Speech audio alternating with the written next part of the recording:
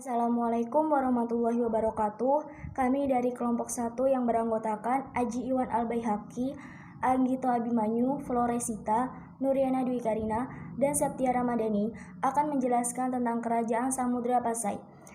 Kerajaan Samudra Pasai merupakan gabungan Kerajaan Perlak dan Kerajaan Pasai. Kerajaan Samudra Pasai diperkirakan mulai berkembang pada tahun 1270 hingga 1275 atau sekitar pertengahan abad 13 Masehi. Kehidupan politik, ekonomi, agama, sosial, dan budaya di Kerajaan Samudra Pasai dapat dijelaskan sebagai berikut. 1. Kondisi geografis.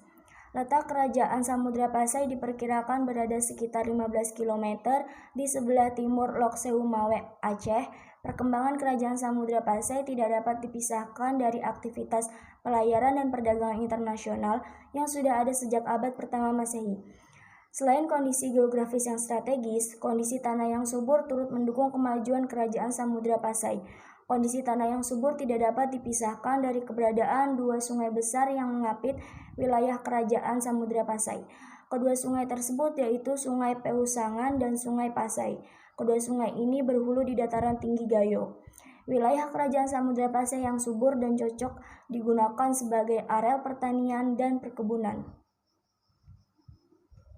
Assalamualaikum warahmatullahi wabarakatuh. Nama saya Floresita. Saya berasal dari kelompok yang beranggotakan Aji Iwan, Anggito Abimanyu, Nuriana Dwi Karina, dan Septia. Di sini saya akan menjelaskan tentang kehidupan politik Kerajaan Samudra Pasai. Kerajaan Samudra Pasai didirikan oleh Marah Silu, atau lebih dikenal dengan nama Sultan Malik As-Saleh. Ia memerintah Samudra Pasai pada 1285 sampai 1297. Di bawah kepemimpinan Sultan Malik As-Saleh, Kerajaan Samudra Pasai berkembang menjadi kerajaan maritim yang kuat di kawasan Selat Malaka. Selain itu, Sultan Malik As-Saleh menjalin hubungan diplomatik dengan Kerajaan Perlak. Ia menikahi putri Raja Perlak bernama Putri Ganggang Sari. Sepeninggal Sultan Malik As-Saleh, Kerajaan Samudra Pasai dipimpin oleh Sultan Muhammad Malik Az-Zahir. Sultan Malik Az-Zahir memerintah Samudra Pasai pada 1297 sampai 1326. Pada masa pemerintahan Sultan Malik Az-Zahir, Kerajaan Perlak bersatu dengan Kerajaan Samudra Pasai. Sepeninggal Sultan Malik Az-Zahir, tumpuk Putri Ganggang Sari.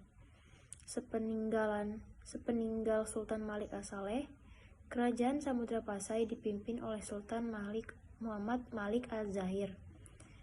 Sultan Malik Az-Zahir memerintah Samudra Pasai pada 1297 sampai 1326. Pada masa pemerintahan Sultan Malik Az-Zahir, Kerajaan Perlak bersatu dengan Kerajaan Samudra Pasai. Sepeninggal Sultan Malik Az-Zahir, tampuk kekuasaan Samudra Pasai diduduki oleh Sultan Mahmud Malik Az-Zahir, itu pada tahun 1326 sampai 1348.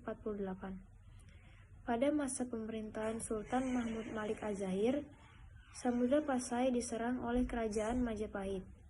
Serangan tersebut menyebabkan Sultan Mahmud Malik Az-Zahir melarikan diri dari ibu kota kerajaan.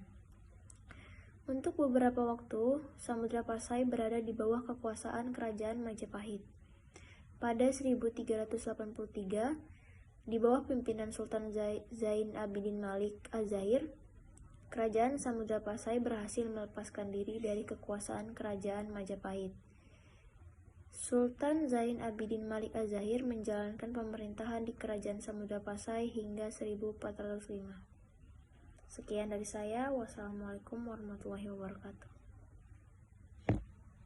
Yang ketiga ada kehidupan ekonomi. Kegiatan perekonomian Samudra Pasai tidak terlepas dari kondisi geografis wilayahnya. Letak strategis di wilayah pesisir menyebabkan Kerajaan Samudra Pasai mengembangkan kegiatan perekonomian berbasis perdagangan laut. Kondisi ini menyebabkan banyak pedagang asing dari Jawa, India, Timur Tengah, dan Tiongkok singgah di Pelabuhan Pasai. Komoditas perdagangan dari Samudra Pasai antara lain selada, sutra, kapur barus, dan emas. Untuk memperlancar aktivitas perdagangan, pemerintah Kerajaan Samudra Pasai mengeluarkan mata uang emas yang dinamakan dirham sebagai alat tukar atau alat pembayaran resmi. Mata uang ini terbuat dari 70% emas murni dengan berat 0,60 gram, berdiameter 10 mm, dan mutu 17 karat. Selain perdagangan, masyarakat Samudra Pasai mengembangkan kegiatan pertanian. Mereka menanam padi untuk memenuhi kebutuhan bahan makanan pokok. Mereka juga menanam padi di ladang dengan masa panen 2 kali setahun. Dan saya bernama Jikun Albayhaqi, bagian keempat, tentang kehidupan agama. Berdasarkan catatan perjalanan Marco Polo dan Ibnu Battuta, sebagian besar penduduk Samudra Pasai memeluk Islam dan menganut mazhab Syafi'i. Sementara itu, dalam Hikayat Petani, dijelaskan seorang ulama dari Samudra Pasai mengislamkan Raja Petani Thailand Selatan yang bernama Payatuknapa. Selain itu, Kerajaan Samudra Pasai mendirikan masjid untuk penduduk petani. Kerajaan Samudra Pasai juga mengirim para ulamanya untuk berdakwah di Jawa.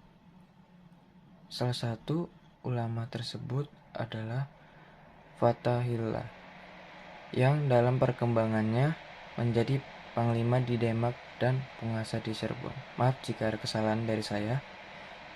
Setelah ini akan dilanjutkan oleh yang kelima ada kehidupan sosial dan budaya. Kehidupan sosial budaya masyarakat Samudra Pasai diatur berdasarkan hukum Islam. Oleh karena itu, kehidupan sosial budaya masyarakat Samudra Pasai memiliki kesamaan dengan masyarakat Arab. Kemiripan antara kehidupan masyarakat Aceh dan masyarakat Arab menyebabkan Samudra Pasai dijuluki Serambi Mekah.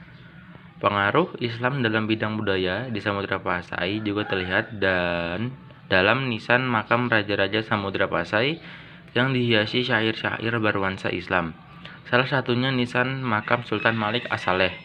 Nisan makam ini menjadi sumber sejarah untuk mengungkap perkembangan Islam di wilayah Sumatera bagian utara. Dan ada juga beberapa peninggalan kerajaan Samudra Pasai antara lain berupa yang pertama dirham, yang kedua cakradonya, yang ketiga naskah surat Sultan Zainal Abidin, yang keempat stempel kerajaan, yang kelima beberapa nisan atau makam para raja yang pernah berkuasa di kerajaan Samudra Pasai.